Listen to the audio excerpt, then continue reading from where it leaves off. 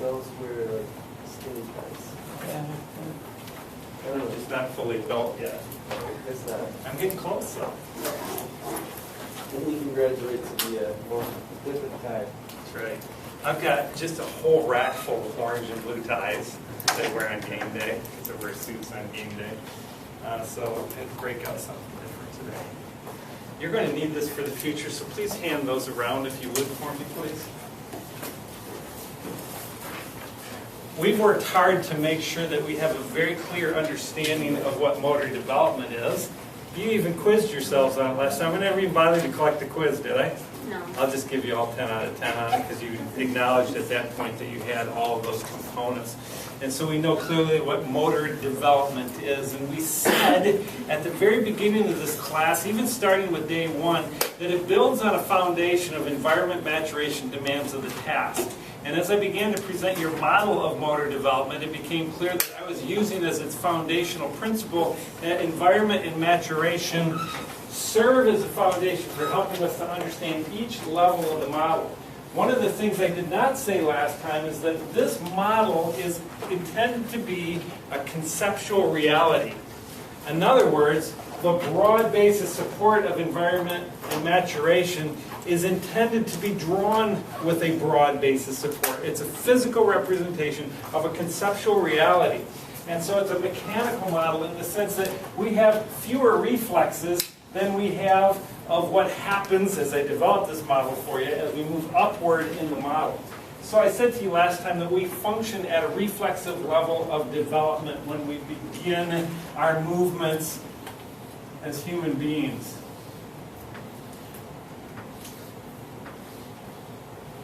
Do you even know what that is?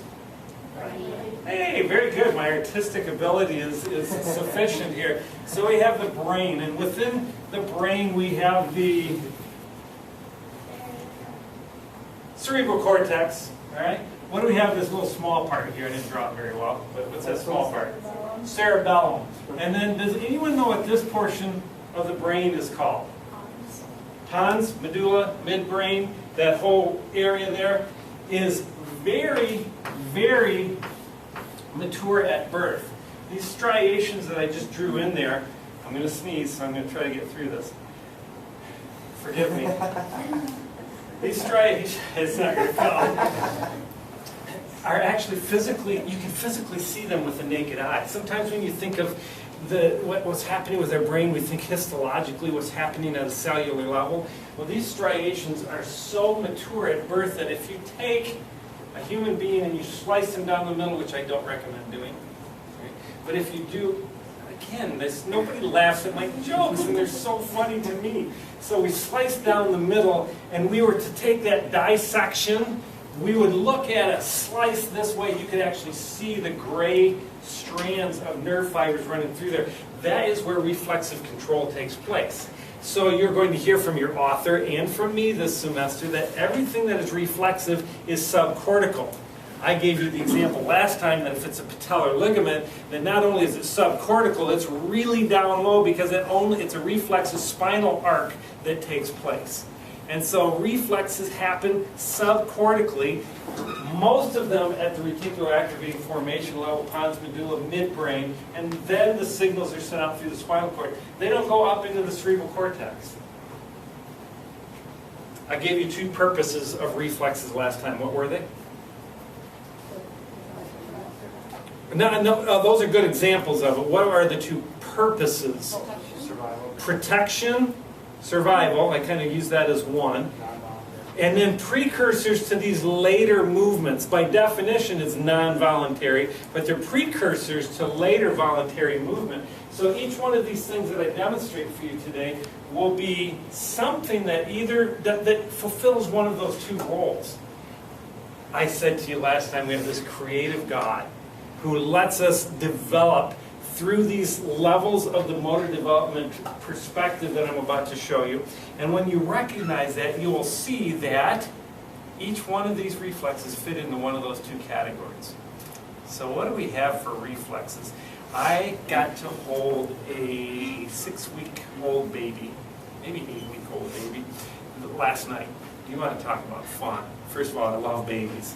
Second of all, this baby's so good. Every time I've held this baby, it's just been so good. This has nothing to do with motor development. I just love babies, got to tell you this. So I'm holding this baby last night, and right away I put my hand inside of it, my finger inside of its hand.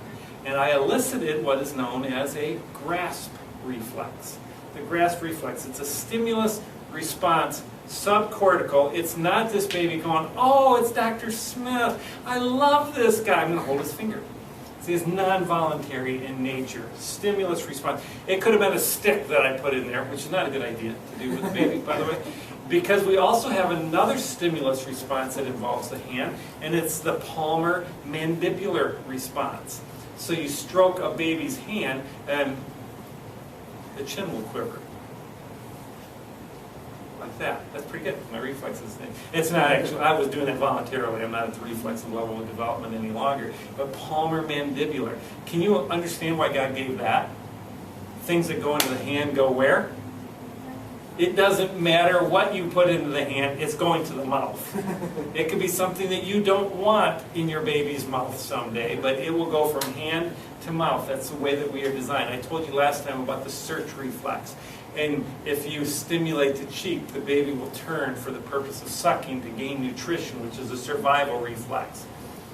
Hence, you work in the church nursery, or you hold a hungry baby, and the baby starts to get a little squirmy, and so you hold it a little closer, and you tuck it in here, and you start to rock it, and it rubs up against your bicep, and the baby starts to search.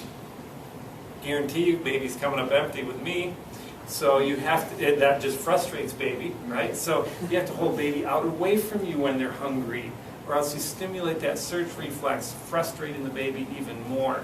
Little techniques like that can help you to take a discomforted baby and make him a little bit more comfortable. Search reflex, suck reflex, gasp reflex that I talked about at birth. I tried to elicit this in the baby last night, and the baby just was having nothing to do with it. And so little Dominic, I held him underneath the arms, and I put him on the table. We were praying at the time, so nobody noticed. We were praying for the missionary that was being sent out. I held this baby, and I was looking for putting pressure on the feet.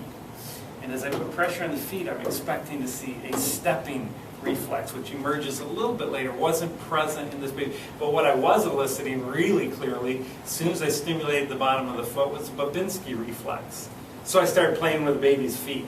You ever do this with a baby, young baby especially? You stroke the bottom of the foot, and you'll see this extension of the toes and then a curling of the toes. Stroke straight down. Your doctor will do this at well baby checkups. And look on both sides of the body. See, every one of the reflexes that are bilateral in nature that can happen on both sides of the body, your doctor will check for neurological proficiency and normal development. Because you can't go to the baby, like I said last time, and say, hey, how you feeling today? You're not going to get much of a response out of the baby. So neurologically, you can test by seeing whether is that reflex at the same level on both sides of the body, on both feet. There is the foot grasp reflex as well that is pretty cool. The same thing, if you put your fingers underneath the toes of a baby, they'll grip right onto it. Grip right onto it. I think that's a pretty cool reflex. You can imagine that reflex has to dissipate for walking behavior to take place, wouldn't it? Can you imagine every time you put your foot on the ground that a reflex comes and you grasp your toes like this? It wouldn't work very well. I had one professor who told me that that was a reflex that was left over from the time we were monkeys and we had to hang by our toes in the trees. I don't think monkeys hang by their toes in the tree, do they? I'm probably not buying into that one. Reflexes are there for protection and survival. How about this one? Put baby in bed, which sounds pretty good to some of you right now, being in bed. So put baby in bed and lay him on his stomach. This arm will go out, this arm will flex and go into the fencer's position. That's right. And if you take baby's head and you turn them the other way while they're laying down, this arm will go into flexion, this arm will go into extension.